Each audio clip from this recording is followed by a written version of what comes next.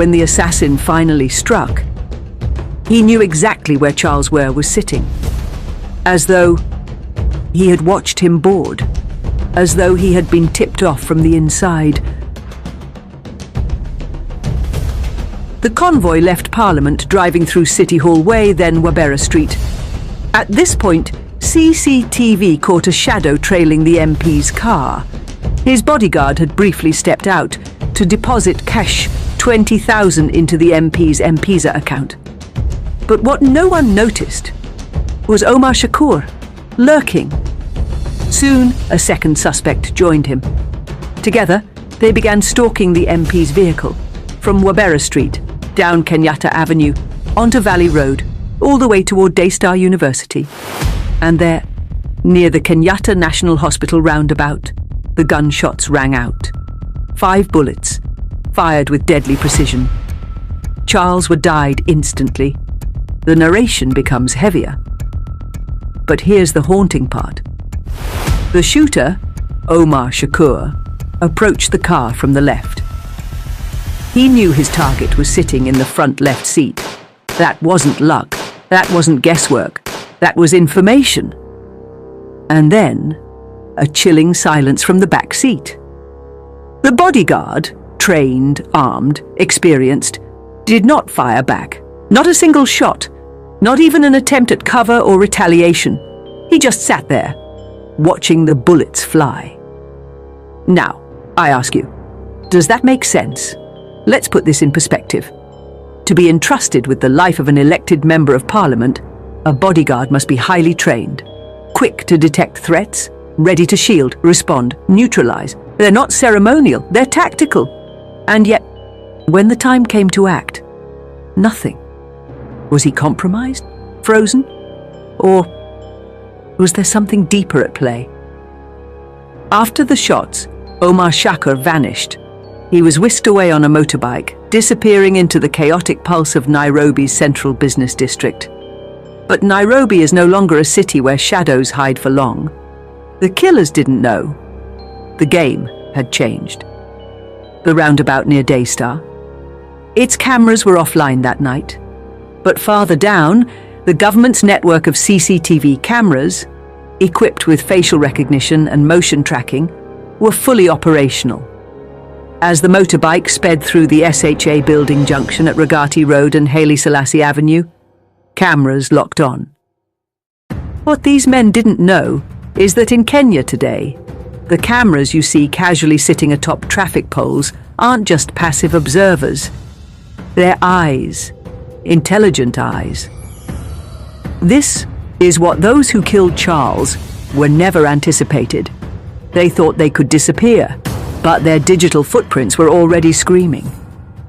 After the hit, they didn't waste a single second. They escaped quickly, weaving through the streets of Nairobi, heading toward Haile Selassie Avenue, passing the expressway roundabout. At that very junction, a white car was already waiting. It wasn't just any car. It picked only Omar Shakur, leaving behind his motorbike and his trail. It was a clean switch. The white car accelerated sharply into Haile Selassie Avenue and disappeared into the busy Nairobi traffic. But what these criminals didn't realize was that Big Brother was watching. The white car was captured again, this time along Moi Avenue once more as it passed Zuri Restaurant, and again by the Naiva's cameras. It didn't stop there. Further up, another camera by the Jubilee Party building along Thika Road got a clean frame of the vehicle. Finally, the last known capture of that vehicle was recorded at Safari Park Hotel, right near TRM Mall. But that wasn't the end. Facial recognition technology, now widely deployed across Kenya's urban centers, began connecting the dots. Frame by frame, minute by minute, Omar Shakur's movements were mapped. Through AI-powered analysis, he was flagged as a regular evening visitor to one of the popular clubs in Roysambu. That was enough to lay the trap. On Sunday evening, undercover DCI officers staged themselves across the club in Roysambu. Some posed as customers. Others sat quietly in cars outside. No radios, no noise. Just waiting. At exactly 3:45 p.m., their target walked in. Omar Shakur entered the club wearing a cap, confident, and ready to watch Manchester United versus Brentford. He ordered a drink, sat down, and before he could even take the first sip, DCI moved in. Silent, swift, surgical. They didn't just stop at him. Under interrogation, he led DCI to Dandora, Eastlands, deep inside Nairobi's underground web. There, the net widened. Douglas Muchiri Wambugu and David Mihigo Kagame were picked up.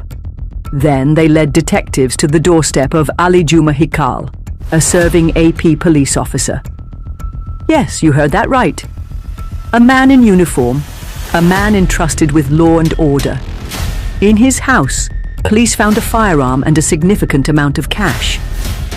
Let that sink in. The investigations then took a darker turn. These names weren't just part of a criminal ring, they were allegedly linked to the Mujahideen extremist network.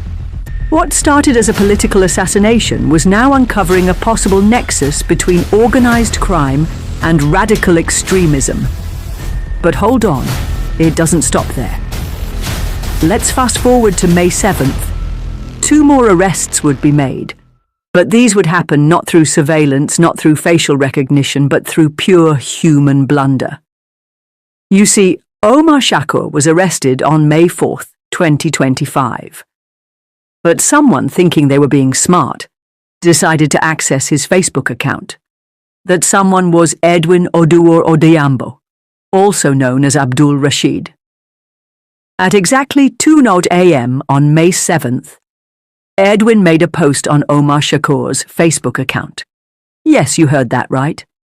He used the Facebook account of a man already in police custody, thinking no one was watching. But that one click was all DCI needed. They locked onto him like a hawk, spotting a snake in the grass.